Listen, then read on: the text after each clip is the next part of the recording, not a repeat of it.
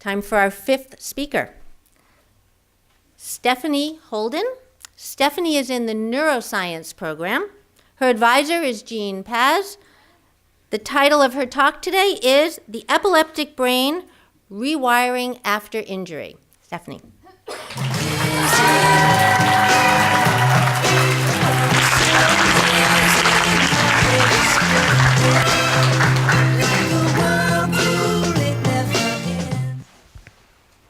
Your brain is kind of like your house electrical system.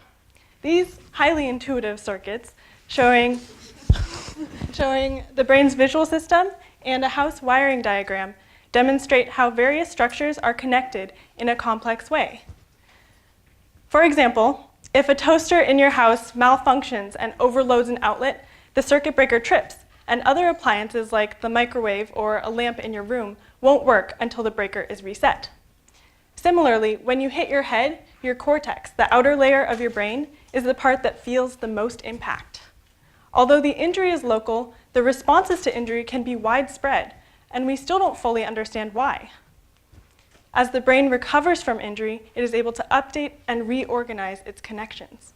Imagine if your house rewired itself every time the circuit breaker tripped. In my graduate work, I argue that after injury, neural connections reorganize in an unfavorable way that can lead to seizures. So what is a seizure? Basically, a seizure is caused by too many neurons firing too much at the same time. Picture if all the lights and appliances in your house suddenly turned on simultaneously.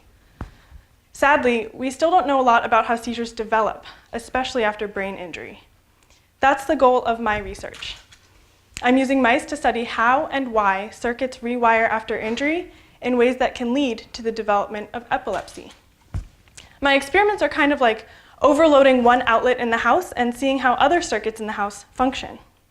Fortunately, there are some neurons that act kind of like surge protectors to dampen the amount of electrical activity in the brain. Using a tiny electrode, I can monitor the electrical activity of a single neuron that is far away from the injury site.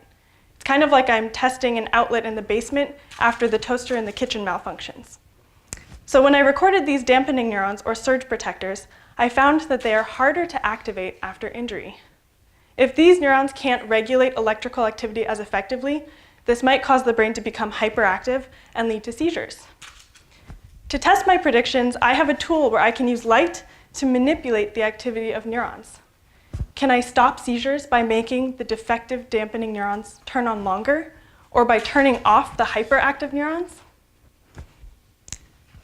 Brain injuries affect 1 in 200 Americans every year. We can get them from car accidents, from playing contact sports, or from something as simple as falling down. Many people with brain injuries will later develop epileptic seizures, which cause disability and can be difficult to treat, since current drugs don't work for everyone.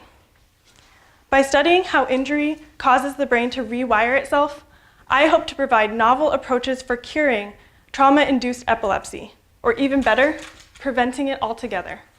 Thank you.